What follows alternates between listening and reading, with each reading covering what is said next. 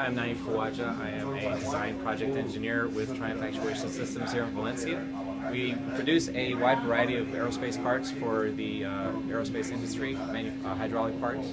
One of those parts we produce is a 737 nose landing gear steering actuator, which is behind me here behind the window. Couple things I want to highlight about this setup, which is kind of new to the way we do business here at Triumph, is that we actually put a hole in the wall and created a window. That window separates the operator from high pressure equipment, also from working in a Skydroll type oil environment. So basically what we have here around us is a build cell. So the operator can actually start building his unit here, bring it around. He has several fixtures in place where he completes the build of the unit. It takes him about 18 minutes. Once he's done building the unit, he pops it into this fixture here. He opens the window, pops the unit into the fixture, loads it up with all the restraints, and it tests it within 17 minutes. So by the time he builds the next actuator, this one is completely tested and done, and it increases our throughput through the warehouse. So a couple things I want to highlight about this fixture. Not only is it something we've done brand new with the window in the wall and separating the operator from the hydraulic pump room, which previously he had to basically load everything he built onto a cart and wheel it around and manually plumb everything in. It was a very long and tedious process. Okay. A couple of things that we've done here brand new is we've implemented laser boxes. Down here what you see are laser boxes and drip spouts. We actually have a hydraulic circuit behind this that allows for isolation from the source pressure to the drain pressure, so that what you see coming out of these spouts can be just directly from what's coming out of the unit. That's how we check for internal leakage. And these lasers send a beam of light across between the two boxes before the drops hit the pan, so that any drops, even a small translucent drop of Skydroll fluid that passes through the beam, we program our computer to identify that as a drop. And the way we do that is through programmable control logic. This is the automatic program for the steering actuator. This tests the entire acceptance test of the part, 100% automatic in 17 minutes. Now, just to give you an example of how this works, it's a modular-based programmable logic control.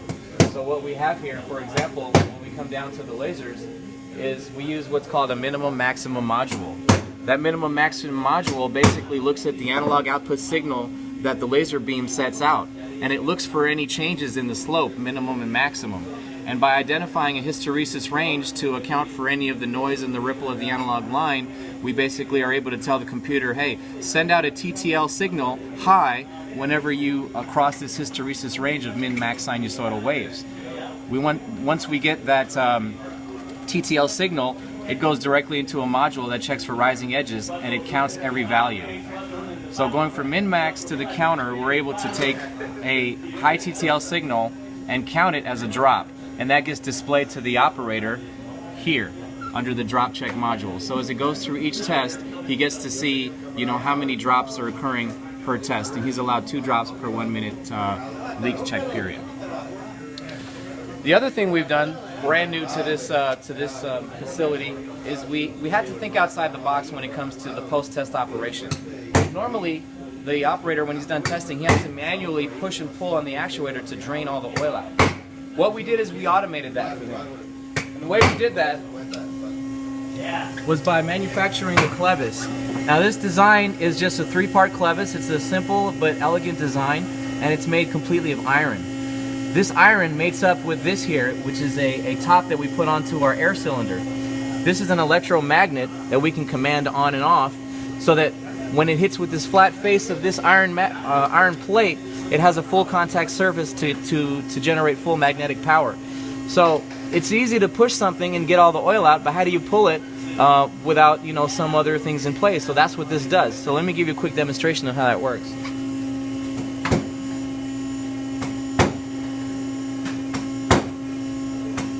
First thing I'm going to do is I'm going to go ahead and cycle this actuator with hydraulic power, so you can see how it looks, without without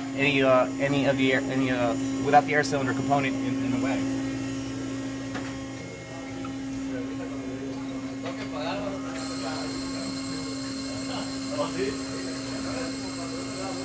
One of the other things that's kind of cool, if you scroll up to the computer here, we actually have a position control solenoid valve that allows us to regulate pressure by an analog output. So as I raise the voltage here, I can actually increase the pressure to my port, depending on the voltage that I apply.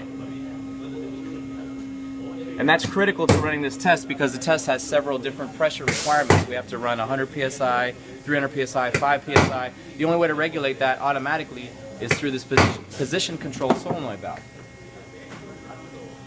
So I'm going to go ahead and bring this back down to about 500 psi, just for demonstration purposes. And what we're going to do is I'm going to go ahead and cycle this actuator a couple of times.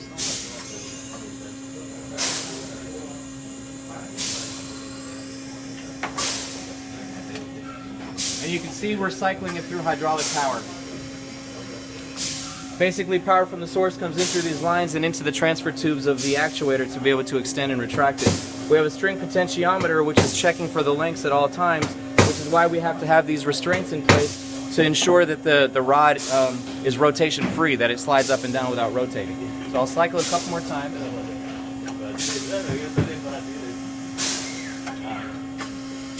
Okay.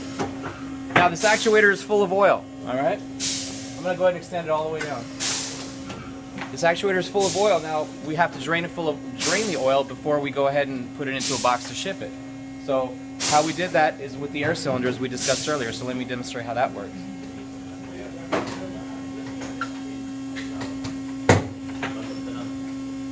By closing off the relays and opening only the dump valve, so right now all I have open is the two dump valves in the back. The incoming pressure has been isolated from the circuit and all I have is what's in the back.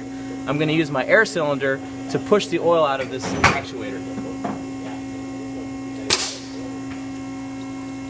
And you can physically see the oil draining out of the actuator in the back, coming out of the extend side. As we retract the actuator, the oil is being pushed out of the extend side of the actuator. Now if I just retract my air cylinder, we're done, right? But the problem is, how do we get the rest of the oil that's in the cavity in here out? So that's when we had to come up with this electromagnetic system where we have an iron plate and an electromagnet. So this time when I extend the air cylinder, I'm going to actually energize my magnet.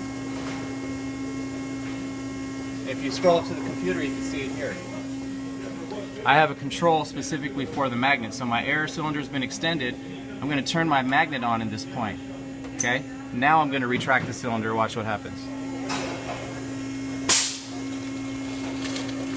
You can see the oil coming out the back side. We're going to do that a couple more times because with any kind of hydraulics you have to pump it, several times to ensure that all the oil is drained out of the unit. And you can see it goes at a pretty decent speed as well.